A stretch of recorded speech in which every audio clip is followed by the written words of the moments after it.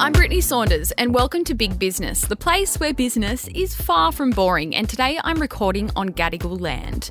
Now, I somehow managed to build an empire from the garage underneath my house, and here on Big Business I'm here to share it all with you, from the wins, the huge mistakes, the bloody challenging times, and of course the funny moments in between. So whether you're in business already, you're wanting to start one, or even if you're not interested in business at all and you just want to hear a good story, you want to be entertained, or you want to hear the tea, this is the podcast for you. Coming up on today's episode, I feel like this is a very me topic to talk about. We are talking all things social media. I'm going to be sharing some hacks with you, some tips for content creation, how often you need to be posting, how to edit your videos, absolutely everything. I jumped onto my Big Business Instagram account and put up a little story, and I had a bunch of you send in so many questions. So I'm going to use your questions to kind of map out this episode. And I think we just need to get straight into it. As we know, time is money, so let's get down to business. Now, before I jump into everything I want to talk about in this episode, I do want to give a shout out to a previous bonus episode of mine. It could have been last week's or the week before, but it's my bonus episode about apps that I can't live without. If you haven't listened to that one already, that kind of goes hand in hand with everything that I'm going to be talking about today. So if you haven't given that one a listen, it's a little bonus episode. Go give it a listen, because the apps that I recommend in that episode are going to help you when it comes to creating content on social media and planning and scheduling and editing. I'll probably mention them again in this episode, but if you want to hear more about my favorite apps that I literally can't live without, go and listen to that. But let's get into this one.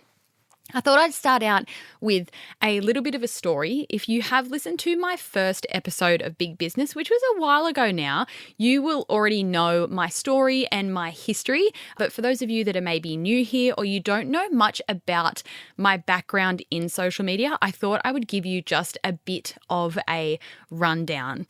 So long story short, because this goes back well over a decade, when I was in high school, I discovered this website called YouTube. It's when YouTube was so new that there was no such thing as influencers, there was no such thing as online brands, or maybe there was. No, I reckon this was before like online brands even existed. There was no ads on maybe it was when like YouTube just started to get ads, but it just wasn't a really big thing.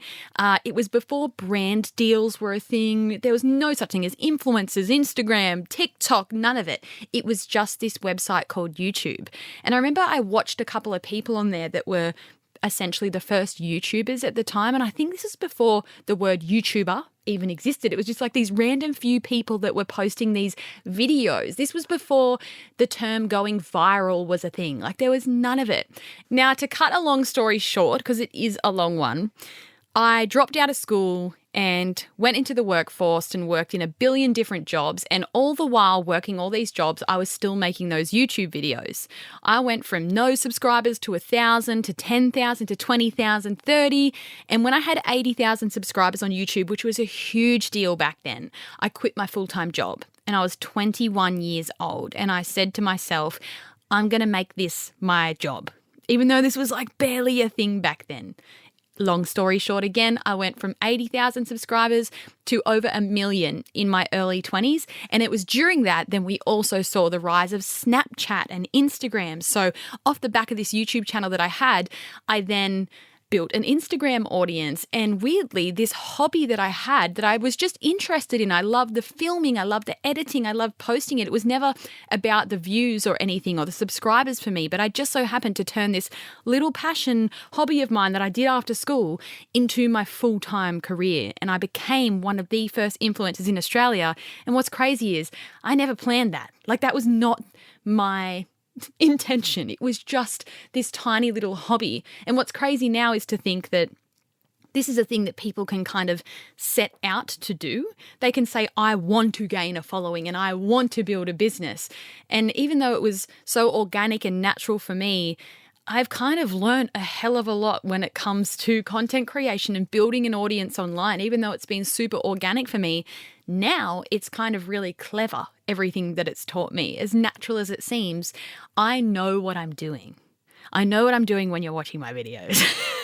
I'm tricking you all into liking me.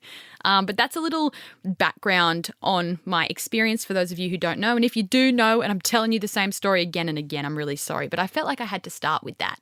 Now, if I can tell you all one thing, it's that my journey on social media has been completely organic.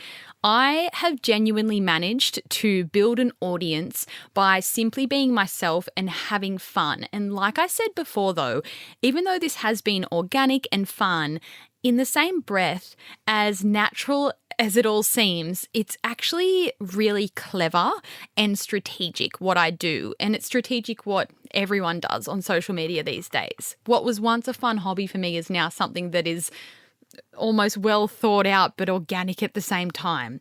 So I'm going to give you some tips to begin with when it comes to filming. And it's interesting when I put out my question on my Instagram story saying, what are your questions about content creation?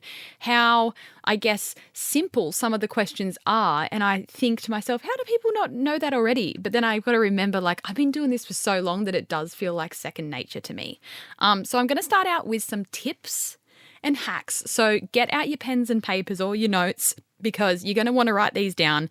If you're starting a business or a personal brand and you are wanting to start with content creation in general. So my first tip, number 1, film everything on your iPhone onto the camera roll. Don't ever record within Instagram and TikTok. I know that the apps have the feature of filming in there and it can seem easier. But one huge thing that I've always done, and I think it comes from my YouTube background of like recording on a camera, then putting it into an editing program, is you're always going to have that raw footage in your camera roll. For example, if you film something in TikTok, you kind of film in all the little bits and then you can edit it in there. But then like once you post it, that's kind of it and the footage is gone. So my advice would be always film on your iPhone, don't record in the apps. And I know there's people out there that say record in the apps because it boosts your video more and TikTok can recognize that you have edited it and filmed it in the app. I reckon that's a load of shit. Record in your camera roll and edit in an editing app. And in my previous bonus episode, I did talk about my 2 favorite apps for editing, but I'll tell you them again if you haven't listened to that already. It's InShot and CapCut. They're exactly the same. You can download them both and give them both a go and find out what one is best for you. But once you're finished editing all of your footage, chuck it into one of those apps, chop it up, save it, and then post it to Instagram and TikTok. Another massive hack that is just like second nature to me, but a lot of people don't do this and I can always tell, and I know this is so basic, but it's really important. Always wipe over your camera lens every single time, even if you think it's not dirty or if you just wiped it 30 seconds ago. If you ever come to one of our fate shoots, if you were to ever see one of our fate shoots, we shoot all of our content on an iPhone, by the way. If you go take a look at my page, the Fate Instagram page, everything's shot on an iPhone. At any shoot, you will see all of our staff just grabbing their phone and just wiping the lens on their shirt, because there's nothing worse than watching a video and you can tell it's just got like that fingerprint smudge on it. Or like if you've had your phone up to your face and then you're doing a selfie, like you can just tell when it's got this smudge on it. I know that's so small and seems so basic, but wiping over the lens is everything. And whenever we have someone new start in our social media team, I really hound that into them, wipe the lens every single time. And there will be one time where they don't wipe it. I'm like, the lens wasn't wiped. I can tell. I can see it. It's just one of those little hacks that once you start doing, you will never stop doing. Another tip for filming content, especially if you're going to be doing any talking to the camera videos, if you're going to set up your camera and talk to it about whatever it is or tell a story, is to invest in a tripod. You can just set up your phone anywhere, but I feel like a tripod will allow you to actually set your phone up anywhere, and you can get cheap ones off Amazon. Honestly, $10, $15, great investment. And when it comes to filming, talking to the camera pieces, another really basic tip, but it's just one that you just need to nail from the get-go, is always set yourself up in a spot where a window is facing you. Don't have a window behind you. You can even test it out for yourself. Like put your phone in front of your face and then have a window behind you and then swing around and have the window in front of you. You will notice the biggest difference. And I feel like when it comes to video quality, our iPhones are amazing and have the best quality ever. Like you can't go wrong with an iPhone quality quality video. But if you're in shit lighting or if you have that smudge on your camera roll, it will make the world of difference. And then people, if they're seeing a bad quality video, they're going to swipe straight away. So while these tips are super basic, they're really important. So jumping on to your questions, which have really helped me to map out this whole episode. One of the first questions that I got, and I got quite a few times, oh, you asked this too as well, Xander. Producer Xander also asked me this question because I keep telling him he needs to make content of his own, is how do you work out what your personal brand is? I feel like on social media, especially from business owners and maybe like coaches of business, like, you know, business coaches, we hear like, you need a personal brand, you need a personal brand. And that can seem really overwhelming to people. Like, what is a personal brand and what is my personal brand? I think a great example of personal branding is if you look at my page and then you look at the Fate page. Like, I've got two separate ones. I've separated my personal brand from Fate, but then the cool thing about having my personal brand is I can then kind of intertwine my personal brand into Fate. People can come on my page and see all about me and my life. They'll go to Fate's page and see obviously all of our products, our models, but then there'll still be my personal branding in there as well. And having a personal brand just gives people something familiar to look at. People love being familiar with things online, and I think that's why personal brands are so important. But how do you work out what your personal brand is? Just say you're wanting to grow your own audience for your own gain, and it's not to build a business or anything. I'd just say, what are you most interested in? Or what do you think people would enjoy hearing from you? Are you funny? Are you really knowledgeable about a certain topic or area? Are you good at storytelling? Can you educate people? Can you entertain people? Can you make people laugh? I feel like there's something that everyone has. Or are you really good at cooking? Or do you love books? Like, I feel like everyone has like a really special interest, and I feel like that there is your personal brand.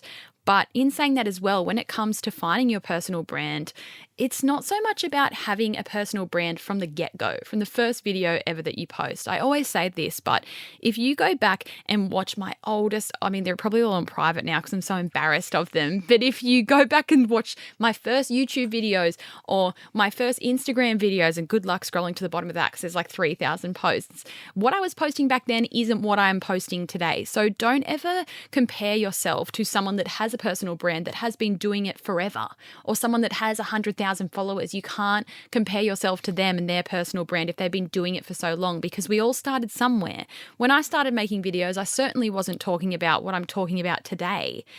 I didn't have the personal brand that I had today. I was going, hi, I got this makeup palette from Elle and I'm going to just, put some eyeshadow on. Like, it was pathetic. But I spoke about this in my episode with my friend Anita. It's about posting 100 videos and getting it right on the 101st. Or what'd she say? 101th. 101th. On the 101st video, you'll get it right. I think there is a lot of pressure when it comes to creating content, especially if it's about you and your personal brand, to get it right from the get-go. But my advice would be, when it comes to finding your personal brand, is talk about the things that you love, show the things that you love, and just start posting those videos. And one day it'll click to you and it'll be like, oh, this is what I need to be talking about more. The next question I got is, do you tend to follow trends or try to set them yourself? I do both. I think if you're a business that is starting out and you're wanting to grow on social media, jumping on trends can help you a lot. If you see something popping up on your TikTok constantly or in your reels, which, by the way, I would advise watch TikTok first, because I find TikTok is now, and then in 3 weeks, Instagram will see it. Like, I feel like the trends are always on TikTok. Spend some time on TikTok. See what trends are popping up. See what everyone's doing. And if you find a trend pops up and you're like, oh, I think I can do that, but I can relate it back to my personal brand, or I can relate it back to my business, jump on the trend. Whether it's a trending audio, if people are doing a dance. I mean, the trends are endless. There's new trends every single day. And I think especially if you are new, jumping on trends can help a lot, because, again, people are familiar with trends. People love, is it familiarity? I can't say that word. Familiarity. I don't know how to say that word. But familiarity. Familiarity. Is that it? Yeah, familiarity. Why is that such a hard word to say? Anyway, people love being familiar with things on social media. And so if there's a trend going around, it's going viral, everyone's doing it, and you jump on it and you make it personal to you, people might be like, oh, who's this person or who's that brand? They've done that so well or they've done that so hilariously. So I would definitely say jump on trends. Don't jump on it if you feel like it's not suited to your brand or you can't really make it suit your style. Don't just jump on a trend for the sake of it if it's not going to be like amazing. In saying that, content doesn't have to be amazing every single time, but I would say go for it. But at the same time, especially for us, because we are so developed in social media and we have such a strong brand presence and I have a personal brand, I'm always trying to be ahead of the trends because I want to set the trend for then everyone to follow.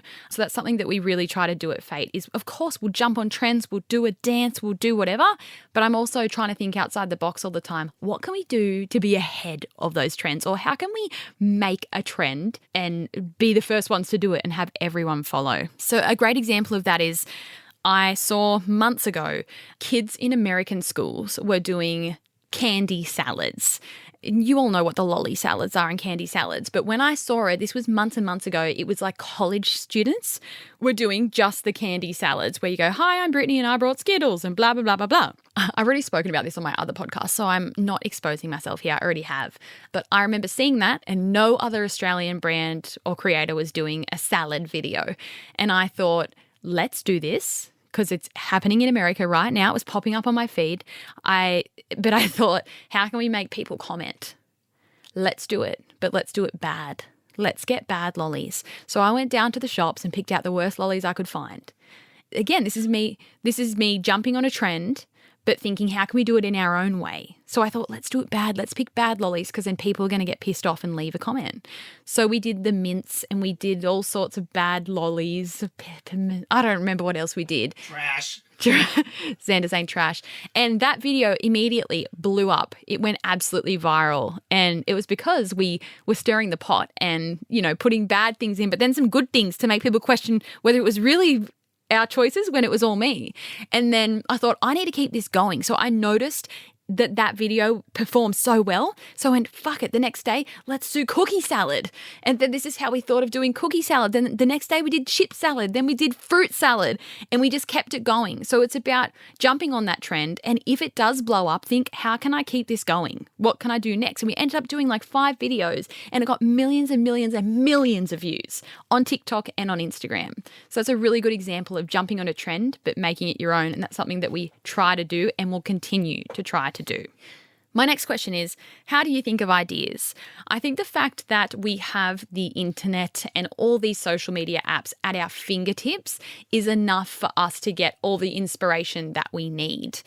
It's so fine. I know people say don't copy people, but nothing is original on the internet really. Everything is a copy of everything. And I'd say if you are struggling for ideas, TikTok and Instagram are the most amazing source of inspiration. For example, not that I'm ever out of ideas because my brain never stops going, but God, if I ever got to the point where I was I have no more ideas, what can I do? I would go on TikTok and look up all the other fashion brands out there. I'd see what everyone else is doing, or I'd just spend some time scrolling the For You page and just see what everyone else is doing. I feel I know people are don't copy your competitors or whatever, but definitely go onto their pages, see what they're doing. Or if you're building a personal brand, who are some creators that you love following? Jump on their pages, have a scroll through, see if you can get any inspiration. I also just love writing anything down that pops into my mind. Over the years, I've had a billion ideas come in my mind when I'm laying in bed at night and I'm oh my God, that'd be a hilarious video idea. And then I forget to write it down and then I completely forget about it. So anytime anything pops into your brain, you could be watching a TV show, you could be watching Netflix. Anytime you have a little idea, write that down and turn it into a piece of content. I also think it's especially great for us now that, we do have teams of people. It's great to get together with anyone that you can and kind of brainstorm some ideas. Not Obviously, not everyone's going to have a social media team, but getting together with like-minded people, friends. There's probably even social media groups. You could even look up on TikTok social media trends to jump on this week. There is creators out there that make videos saying, here are the top 5 trends that you need to do right now for your business or your personal brand. There's people out there that will give you the ideas. Even ask ChatGPT. You all know I love ChatGPT. You could jump into ChatGPT and say, hey, I'm a 31-year-old fashion brand owner. I'm wanting to create some videos that are more angled to my personal brand. Give me a list of 15 ideas. Boom. ChatGPT will spit that shit out to you. So when it comes to inspo and ideas, it's really endless. Just go and take a look at what everyone else is doing. The next question I got was, how do you plan out your content? Do you save your ideas somewhere? A bit of both. We write things down. We use Milanote, which I spoke more about in my bonus episode of Apps I Can't Live Without. So be sure to go and listen to that if you haven't already. We plan everything out in Milanote. And do I save our ideas somewhere? So what I like to do personally, and it's bad because I'm just constantly thinking of work, but at night, like that's when I have my guilty time of just scrolling on TikTok. Like I can't get off TikTok.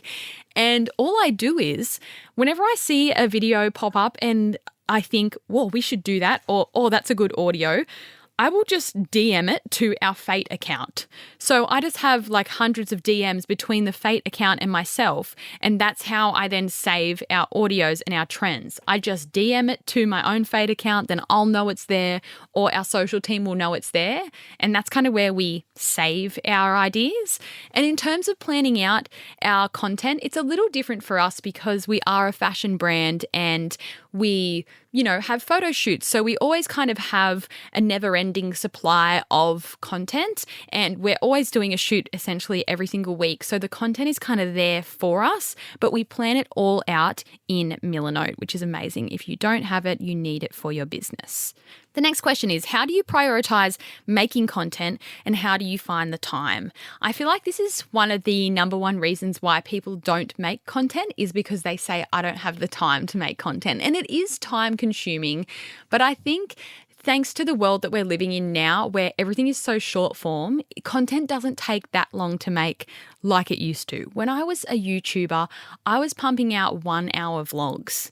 I was filming my whole day and then editing it for 1 hour, like into a 1 hour video. That's essentially like half a movie. And because back then people wanted long form videos, whereas now we're kind of lucky. We live in a world where people have 2-second attention spans. So you don't have to be spending all your time making a 1 hour video. But how do I prioritize making content and how do you find the time? I guess this is a tricky question for me to answer because I obviously have employees that work specifically in our social media. But again, for me personally, if I'm wanting to make a bunch of videos one week for my own personal brand, whether it be vlogs or a styling video or whatever it may be, business advice, I'd sit down, I jump onto my Milanote board and I write out everything that I want to make that week. And then I'll just set time. I'm going to go, okay, Tuesday afternoon, after I've done all those jobs, I'm going to spend 1 hour just smashing out a few videos. And I just feel like by writing it down, knowing the videos that you want to make, executing it is actually the easiest part. It's the planning that takes the time. So as tough as it is, and I know people go, I don't have the time, it's just one of those things that you have to make the time for, especially if you are wanting to create content and you're wanting to grow on socials. The next question is, how do you not underthink or overthink content? Relatable yet considered.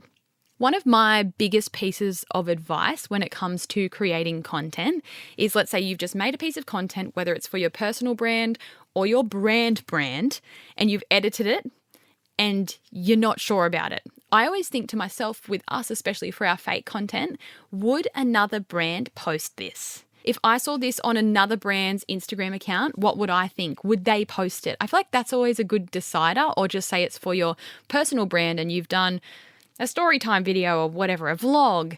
Would your favorite creator post this content? I think that's a good way of like not overthinking it, but not underthinking it. And I think the good thing, especially with Instagram Reels and TikTok, is content doesn't have to be perfect these days. It doesn't have to be a polished, production piece from start to finish. It can just be small, it can be quick, it can be snappy. But one thing I always think, especially not so much for me, but for our brand, is if we've got a piece of content and I'm unsure about it, I think, would David Jones post this? Not that we're on the same level as David Jones, but if you're unsure, just think, would someone else post this? Or is this a piece of content that I would enjoy seeing? Then that's your decider. But how do you not underthink or overthink? Again, plan out your ideas, be intentional with what you're creating, edit it thoroughly, and chuck it out there. I feel like it doesn't have to be perfect. This also leads me into the next question. How do you get over cringe mountain? I mean, I got over cringe mountain when I was in high school. That's when I started being cringe on the internet. And trust me, every second kid in our school had something to say about me making those YouTube videos back then. What do they say? Like, you're cringy until you're successful kind of thing. Like, I've heard people say that before. Posting content online is cringe, but that's the world that we're living in now. Every second person is, got an Instagram or a TikTok and they're posting something. I think, if anything, back when I started, it was cringe because no one else was doing it. I was the only kid in school that had this YouTube channel. Like, that's more cringe. Whereas now, we live in a world where everyone's a content creator, everyone's vlogging, everyone's doing a mukbang food tasting video. It's not weird to create content. I think your cringiness is never not going to be there. Like, I will look back at what I'm doing today. I'll probably look back at what I'm saying in this podcast and think it's absolutely cringe. But I think that's the whole part of life and growth is if you're not looking back and cringing, then are you really growing at all? I'd just say embrace the cringe, especially if it's something that you just want to do and have fun with it. Question number 8, how do you keep people hooked? This all comes down to obviously how you're delivering your message and also your editing. Your editing is everything. We all know about the millennial pause. When we pull up a phone and we hit record, there's those first couple of seconds where you don't say anything and then you go, hi everyone.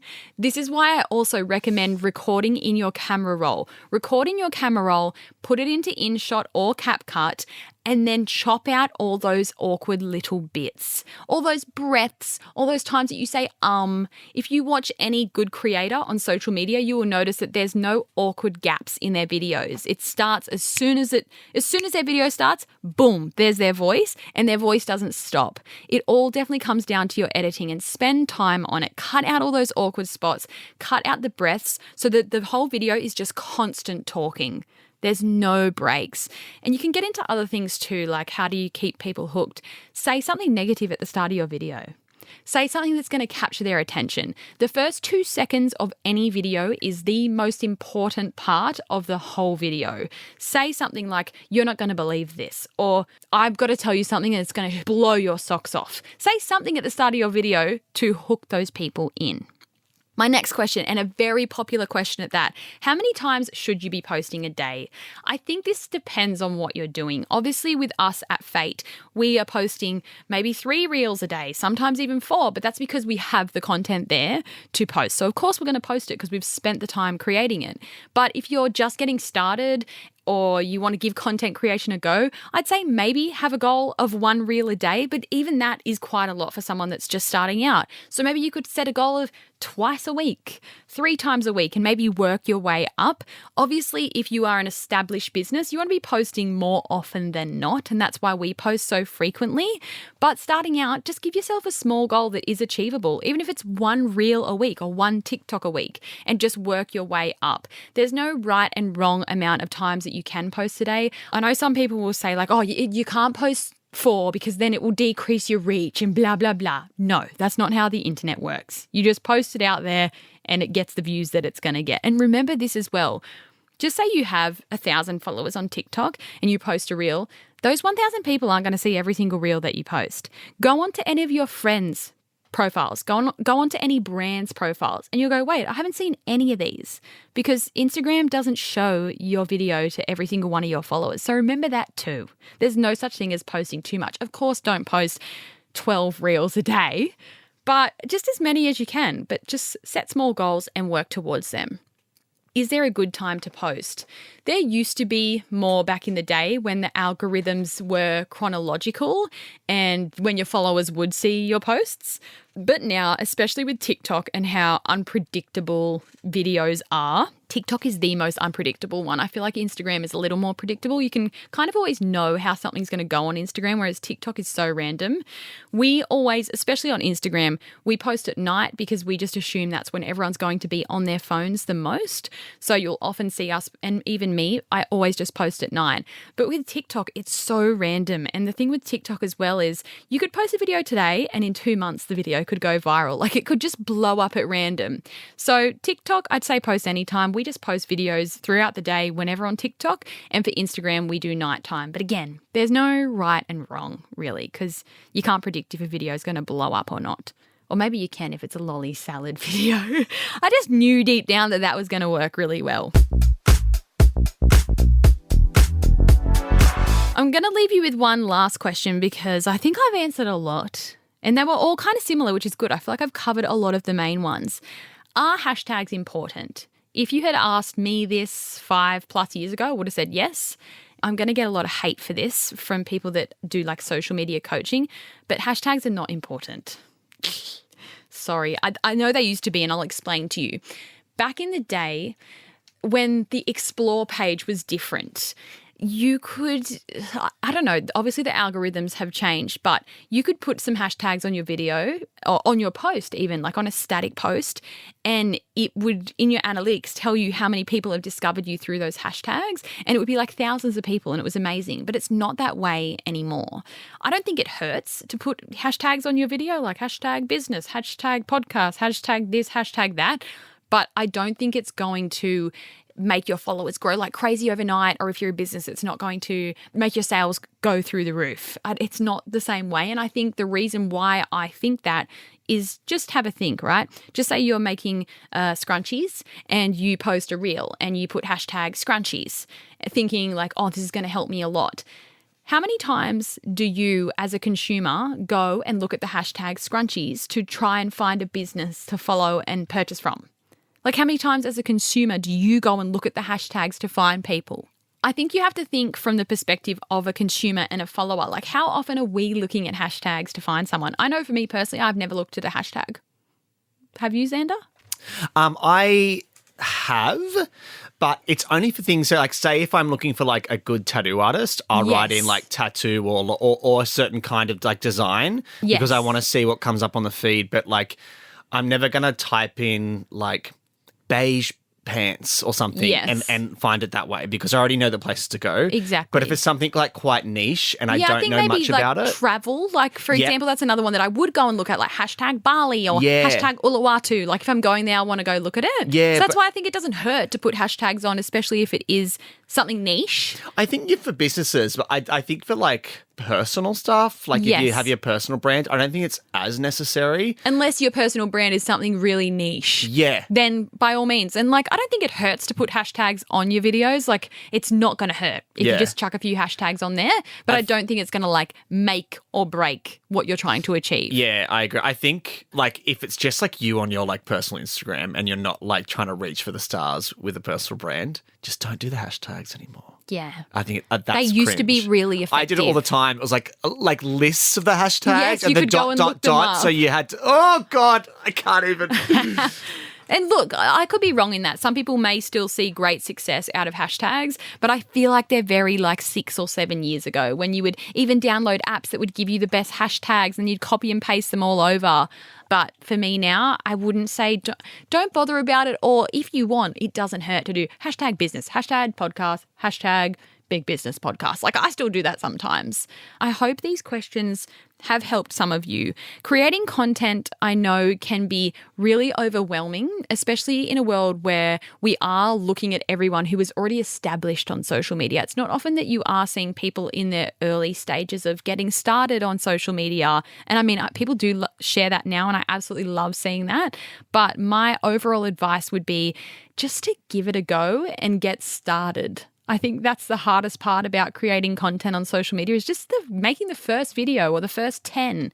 But I'd say if you are wanting to create content to build your personal brand or to grow your business, just get started. Get yourself the right tools that you need, get the right apps, set your phone up in a great spot, whatever it is that you're doing, make that video, edit it and post it because you might look back in a few years like me and be like, holy shit, look at everything that has come from me making those silly, stupid videos. It's not about being perfect. It's not about being the exact same as everyone else is on social media. It's about finding the kind of content that works for you, finding an audience through that content, and having fun with it. I think that's the biggest tip of all. Anyway, my friends, thank you so much for listening. I feel like I've been talking for a while. How long have I been talking for, Xander?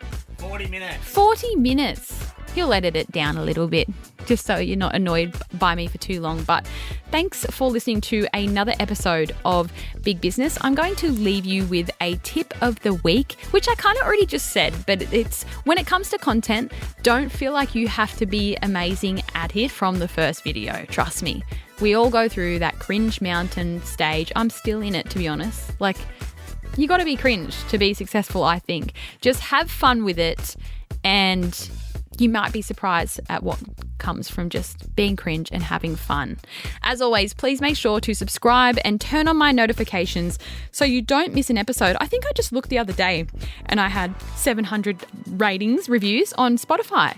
So thank you all so much for rating my podcast. If you haven't already, this is your chance. I upload episodes every single Monday, and then I have my bonus episodes on Wednesday. And you can follow me everywhere else if you aren't already. Just search Brittney Saunders or Big Business on Instagram and TikTok, all the places. And until next time, remember to chase after your dreams as if they owe you money.